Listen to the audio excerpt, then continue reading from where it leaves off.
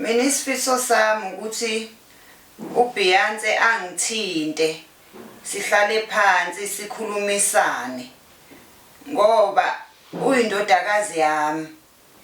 Ngamnika ikhaphuli eyayivakashe ngo1984 ehotela engangisebenza kulo eThekwini ngasemtateni.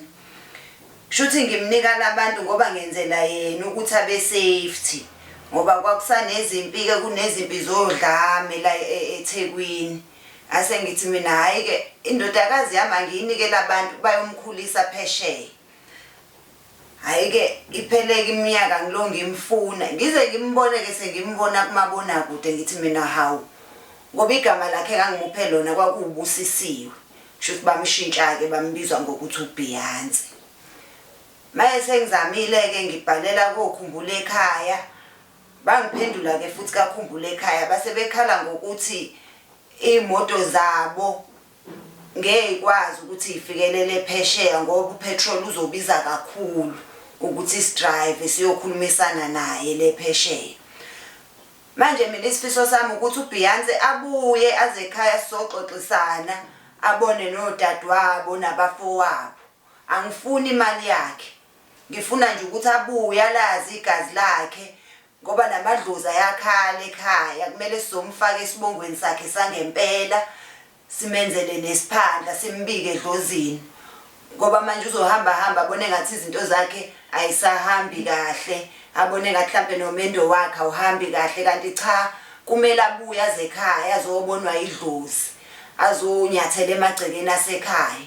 Angifuni yona imali yakhe kuukuthi nje phela nami ke kube buhlungu mase ngibona ingane yami sekuukuthi ngiyibona nje ko TV ngiyafisa ukuthi ngimbone silishintshe kahle negama ngoba manje igama lakhe laziwa idlozi ubusisiwe manje bese bembone sewoBeyonce nali idlozi aliphatheki kahle. Ngithi mina ke ngicela ukuthi uBeyonce mewuthola lo myalezo azi ukuthi thina siyamthanda ekhaya futhi kwangakhona ukuthi siyamlahla ngangenzela yena ukuthi abe safety ngoba kwakusanodlame kushawa amatoyitoyi.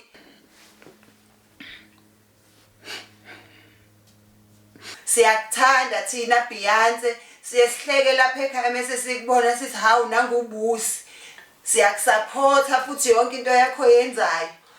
Na umsebenzi angifuni ngisho ukhipha isenti ngiyokwenzela mina ngemali yami. Shuthi nje uBeyonce wayeyingane nje eyikhululekele ethanda ke nje nokusina nasesontweni ngangike ngihambe naye sasonta naye nginazo nje nezithombe.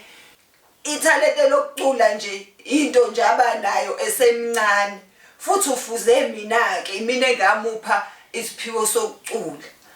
Kodwa ngalokho angisho ukuthi mhlambe khona sengikufune imalini zakhe vele phela umama zonke izingane zakho kuba khona oyifuzisa ngakho. Shuthi uyena ko wathatha ithalente lomculo manje ayinasemakhwayeni imina nje nasesontweni imina nje ngeke ngiqala ingoma kuyaziwa ngoba bekuyisifiso sami ukuthi alethe nomkhonyana ukuze sibashadise kahle simkhiphe ekhaya egcekeni ngokosiko.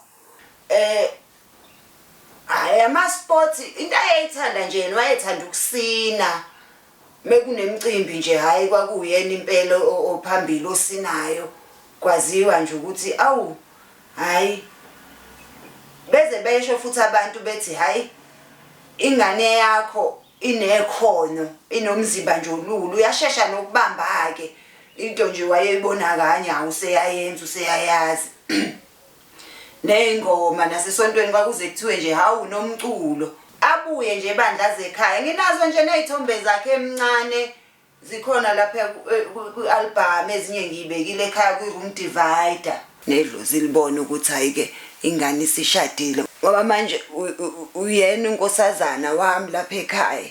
Manje uma ukuthi azenzeki lezi zinto kuvimbeleka nalabo bezemva kwakhe ukuthi izinto zabo iqhubeke abanye abayitholi nje imisebenzi ngoba fanele ngimkhiphe ngokosiko ngizomenzela nomemulo ukuze yonke into iqhubeke ihambe kahle.